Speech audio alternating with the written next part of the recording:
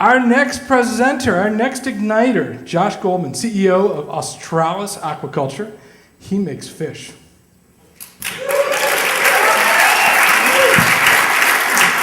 Great to be here. Let's start with a surprising fact. Oh, I don't have much. Okay. Are you ready? Yeah. Oh, no. Let's start with a surprise. Can I go back? No. 8% of the world's population derives its livelihood from seafood. When we look at the world of seafood today, we have a situation analogous to peak oil. We try harder, we fish further, but the catch is the same. What's happening in the oceans today? Subsidies have driven the buildup of the fishing fleets around the world. And we've entered a phase of really mining for fish, where we're fishing down the food chains. We've extracted the fish at the top of the food chain. And increasingly, we're fishing deeper and harder to get the fish at the bottom and really undermining the base of the food chain. So it's a bit of a dismal picture. We need to give the oceans a break and let natural restoration begin to take hold. And it's complicated. Fisheries management is not as simple as we thought. The old strategy of managing particular fish populations really hasn't worked, because when we fish, we are changing ecosystems, often in very unpredictable ways. The world is changing too.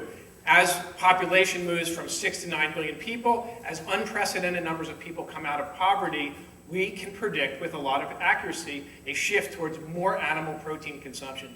This is going to put stress on resources. Where is that going to come from? Aquaculture, how does it fit in? If I ask an educated group of folks like you, chances are you may say, aquaculture, no thanks. But you wouldn't say, no thanks to agriculture, let's go back to hunting and gathering. That's crazy.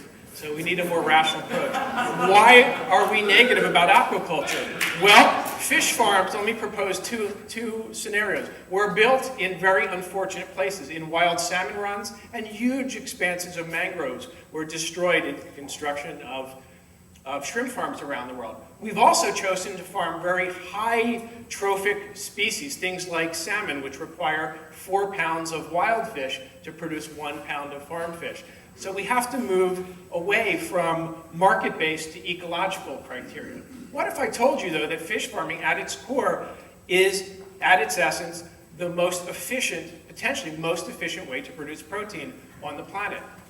Unlike 10 pounds of fish going into beef, we can do it with under 1 pound of feed. And in fact, when you look back at the history of aquaculture, 3,500 years ago, the Chinese realized water cycles nutrients. Let's use that to grow different cycles, different types of fish, and turn waste products into highly productive systems. So what's the path ahead? Well, this is where my journey begins. The hunt for the perfect fish. A fish that's well suited to domestication, that tastes great, that eats low in the food chain, and that really contributes to human health.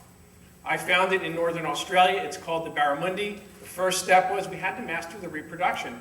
Marine fish have tiny eggs, they have microscopic larvae, and we have to do our own biology, grow algae, grow zooplankton to establish this food chain and get these fish to reproduce. Once they go through metamorphosis, we have a fish, and they enter our Turner's Falls facility, which is the world's largest indoor aquaculture facility. Right up the road in Turner's Falls, Massachusetts.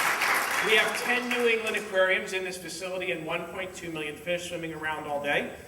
We've also gone international and have farms today in Indonesia and Vietnam, and we operate a combination of closed containment for the small fish, where we exert a lot of control, and then use marine-based grow-out, as you see here, for final production of fish. We've done this in a way that really addresses all of the key sustainability criteria, particularly developing feeds that allow us to use well under 1 pound of wild fish per pound of farm product, and to do that in a way where we derive very high levels of omega-3 in the finished product. Problem was, no one ever heard of this damn product. Barramundi, it's fun to say. So we developed a brand that we call the Better Fish, Barramundi. Better tasting, better for you, better for our environment. And these are the attributes that the product has. Being a small company, we really wanted to capture first market position. So we went out, we partnered with great chefs around the country, top restaurants, food writers, nutritionists, and everybody is psyched about this product, and the press has flowed in. We've also been successful in landing 7 of the top 10 major retailers in the US. We're in about 3,000 stores today, and so we're at that kind of tipping point where the knowledge about this product is really starting to drive good sales. So the next time you buy some fish, you'll think a little bit more about where it comes from and how it was made.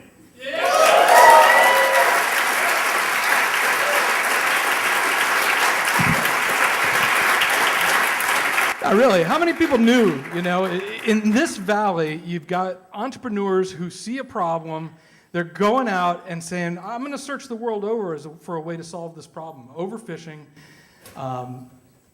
It cost them a little bit of time on the Gold Coast of Australia to find some barramundi, hanging out, scubaing, but came back and found a way to actually create a sustainable business that is growing.